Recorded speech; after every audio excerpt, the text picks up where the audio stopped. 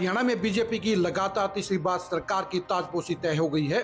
17 अक्टूबर को हरियाणा में बीजेपी का तीसरा सरकार का मुखिया बनेगा। अब सवाल ये उठता है कि 17 तारीख को क्या नायब सैनी ही सीएम पद की शपथ लेंगे या कोई नया सरप्राइजिंग फेस आ सकता है।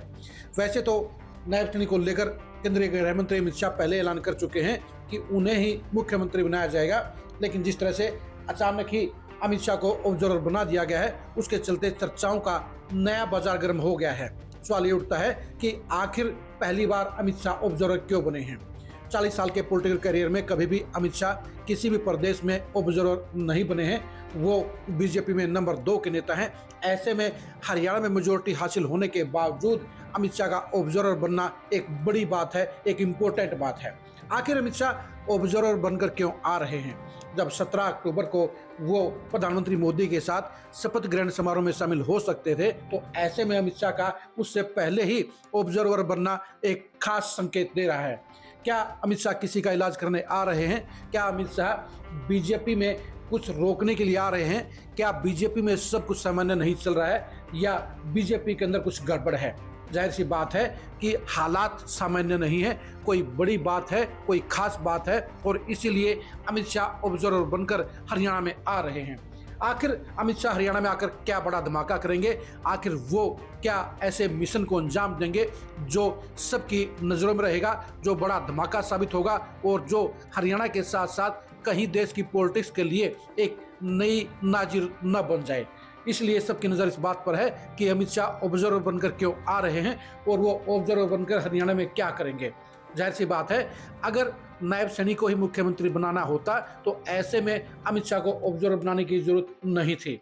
लेकिन कुछ लोगों का ये कहना है कि अनिल विज की नाराजगी को रोकने के लिए, अनिल विज के बड़बोलेपन को रोकने के लिए और अनिल विज को नॉर्मल बनाए रखने के लिए ही अमित शाह ऑब्जर्वर बनकर आ रहे हैं।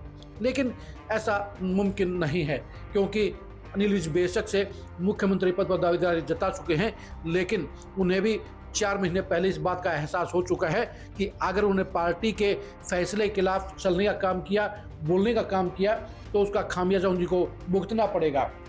क्योंकि नायब सैनी को मुख्यमंत्री बनाए जाते समय भी अनिल विज ने नाराजगी जताई थी, जिसके चलते ना तो उन्हें डिप्टी सीएम बनाया गया और ना ही मंत्रिमंडल में शामिल किया गया। यही हालात इस बार भी हैं। हाईकमान का जो भी फैसला होगा, अनिल विज इस हालत में नहीं है कि वो बगावत कर सके। अनिल विज इस हालत में नहीं है कि वो पार्टी के फैसले के खिलाफ जा सके। अनिल विज बेशक से मुख्यमंत्री बनना चाहते हैं, लेकिन उनको ये भी पता है कि हाईकमान उनके नाम पर राजी नहीं है। ऐसे में वो डिप्टी सीएम भी बनना चाह सकते हैं, लेकिन संकेत ये मिल रहे हैं कि पार्टी हाईकमान उनको शायद ना तो डिप्टी सीएम बनाए और ना ही कैबिनेट मंत्री बनाए। उन्हें पहले की तरह बैरंग घर पर रखा जा सकता है, क्योंकि विधानसभा चुनाव के दौरान जिस तरह से अमित शाह की रैली के अंदर अनिल विज नहीं गए थे, उसके चलते भी वो निशाने पर आए थे और इसका नुकसान उन्हें हो सकता है। शायद इसलिए अमित शाह अनिल विज को खामोश रखने के लिए ऑब्जर्वर बनकर आ सकते हैं।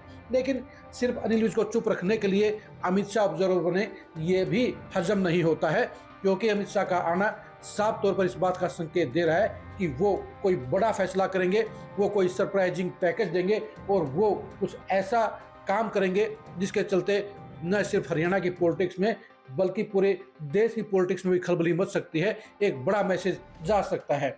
इसका संकेत तो ये है कि नायब सैनी की जगह कोई दूसरा मुख्यमंत्री बनाया जा सकता है। ऐसे में सवाल ये उठता है कि नायब सैनी की जगह दूसरा मुख्यमंत्री कौन बनेगा?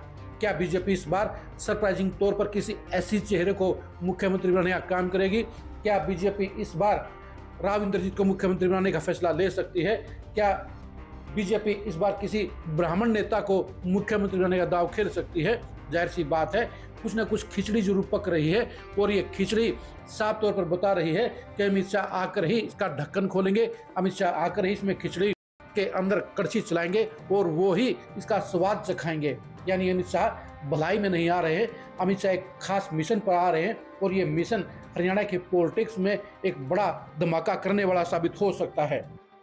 अमित शाह के साथ साथ मोहन यादव को भी ऑब्जर्वर बनाया गया है। मोहन यादव मध्य प्रदेश के मुख्यमंत्री हैं। ऐसे में अमित शाह और मोहन यादव को ऑब्जर्वर बनाना एक सामान्य बात नहीं है। बेशक से मोहन यादव को ऑब्जर्वर बनाया जा सकता है, क्योंकि इससे पहले मनोहर लाल खट्टर और दूसरे मुख्यमंत्रियों को भी ऑब्जर्वर बनाया गया है। लेकिन अमित शाह अपने 40 साल के पॉलिटिकल करियर में पहली बार ऑब्जर्वर बने हैं और वो हरियाणा की बीजेपी की तीसरी सरकार के शपथ ग्रहण समारोह से पहले ही ऑब्जर्वर बनकर आ रहे हैं, यानी मुख्यमंत्री बनाने के लिए आ रहे हैं।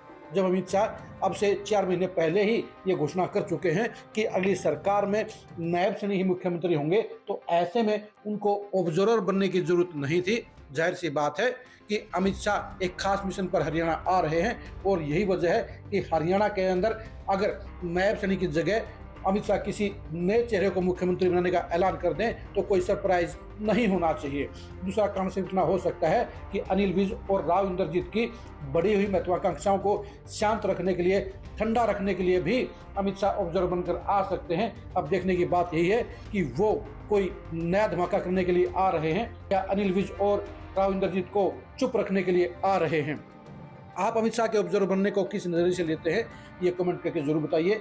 अमित शाह हरियाणा में किसे मुख्यमंत्री बना सकते हैं, ये भी कमेंट करके आप जरूर बताइए।